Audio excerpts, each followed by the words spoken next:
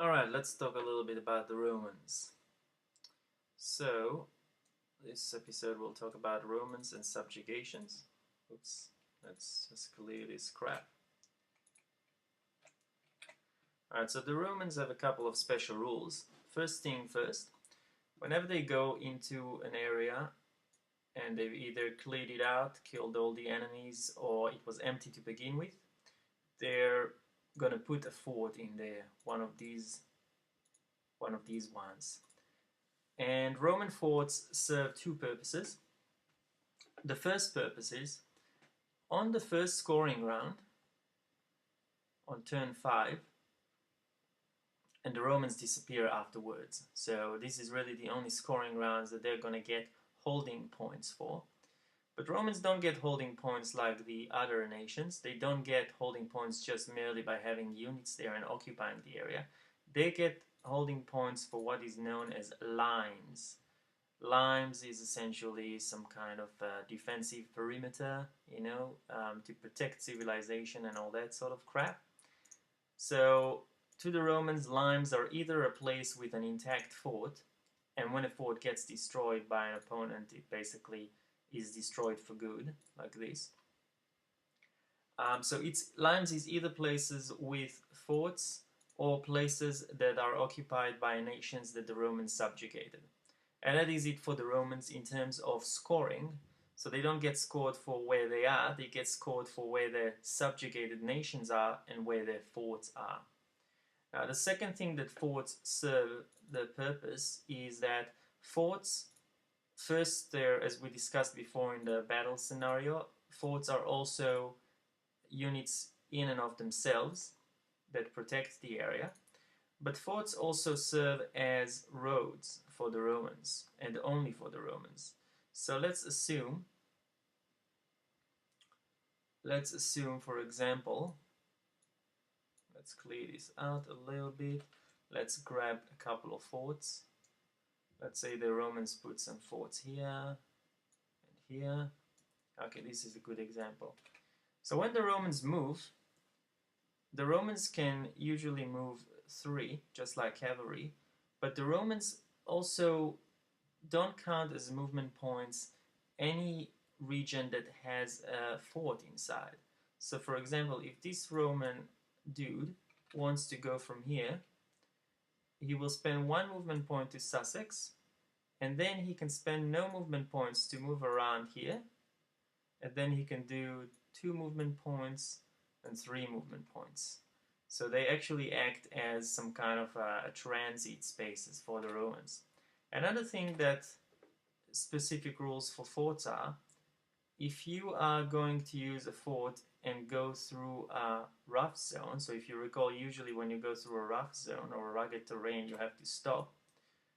If there is actually a fort in the rugged zone, you can do something like that. So that's 1 point. No points, it's still 1 point. And then you can go here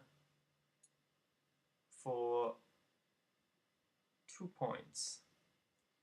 So he can actually use the forts to essentially allow him to move out of a region with rugged terrain. But as soon as he moves into a place without a fort, he has to stop. So he can technically do something like this to go to there, and then he can keep moving around here because it's all 0 movement points, but he has to stop essentially somewhere around that road. So he can't actually go to there because he would have already stopped because of the rugged terrain, but because there's a fort here, it allowed him to move transit even further. But the movement still remembers that he moved through rugged terrain, so that's why he has to stop. Another thing is, if there's a fort where there's a strait, and that's a rule we did not cover, if you're in a strait and you usually want to move across the strait, you can do it, but you have to begin your movement where the strait begins and end it on the other space. You cannot continue to move afterwards. But if there is a fort somewhere, let's put some more forts. Okay, you can begin his movement at the one end of the strait, move to the other one, then move freely around forts, and that's it essentially for his move. Or he can do the other way around. He can move freely around forts and then just move to the other end of the strait. So that is essentially it for the in terms of the fort road movement. Now, one other thing, this is in terms of the forts. The Romans also have the capability to, obviously there's all the combat capabilities that we've already discussed, but Romans don't actually get population like the other nations. They don't get a population marker. Instead, they get fixed reinforcements, and there's a table in the rulebook, but essentially they can never have more than 12 units on the board, and based on how many units they end up each round, they get reinforcements. So the more units they have on the board, on the map, the less reinforcements they get. So if they have 12, all of 12, they're not going to get any. If they have 7, they're going to get a bit more. If they have only 3, because they were somebody else trashed them around, which is a bit unlikely, but it could happen, then they get even more reinforcements. And that's essentially the basics for the Romans. On turn 1, the Romans can begin to subjugate other nations. Now that is really the prerogative of the nation, whether they want to be subjugated or not, and the reason that they might want to do it is because they don't want to be trashed too harshly by the Romans. So each nation that the Romans can subjugate, and I believe it is probably, I'm looking here, what nations can they subjugate? They can subjugate the Belge, the Welsh, and the Brigantes, and the Picts. They can submit them.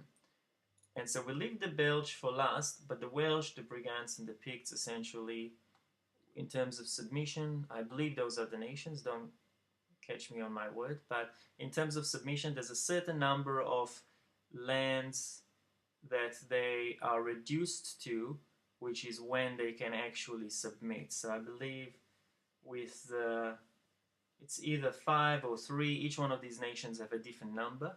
I don't know if it actually says it on the card. Let's have a look. Okay, let's bring out the card for one of these nations. There it is. So the Brigantes say here on the nation reference, may submit to Roman rule if reduced to 3 or fewer areas. So you can essentially submit to the Romans either at the end of the movement phase, so essentially before battles, at the end of a battle, or after every battle round. So if you see the battle isn't going your way, you can choose to submit. And you would basically use it in order to not lose all areas to the Romans, so you'll still keep some. Now, while you submitted, you only get half of the victory points for, and it's rounded up, half of the victory points for holding. So if you had only 3 areas when you submitted to the Romans, you keep those 3 areas. The Romans have to retreat from the areas, but you will only then get, in terms of the holding victory points, you're going to get half of what these areas are worth. So if one area is worth 4 victory points, the other 2 are worth 2 each, then it's 8, then you're only going to get 4 victory points for it. The Romans, however, for the submitted nations, what the Romans get is they get 2 things. One, every region that is occupied by the submitted nation is considered as if it has limes in there, just like we discussed before, is how they get their victory points. So they actually do get holdings for the regions that the submitted nations are occupying. Also, if the Romans have some occupation points that they get, remember it's those type of victory points that you only get once per nation per game, or you can't get it. It's not like holding where you can get it every scoring round. They will get all the occupation for the submitted nation. If the submitted nation then get more areas, again the Romans are going to get the victory points for those areas if it is listed on the Roman card.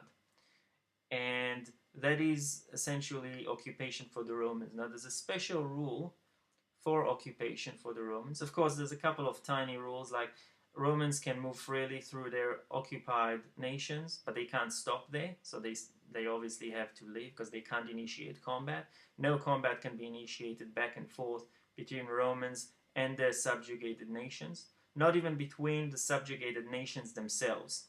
Okay, you cannot, if you're subjugated to the Romans, you can't attack another subjugated nations to the Romans. A tiny thing though that happens is with the Belge. Now with the Belge, they can submit to the Romans only on turn 1, but on turn 2 they get Boudica and she automatically annuls that submission. So the Romans will only get all the subjugation points on turn 1, but on turn 2 the Belge is no longer considered a subjugated nation. It's just a special rule there. Other thing, there's another nation, I believe the Brigantes can also submit to the Angles. There was something about that on their card.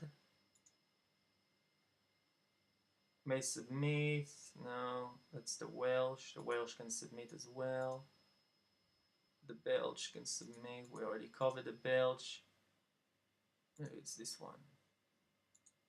There it is, the Brigantes can also submit to the Angles.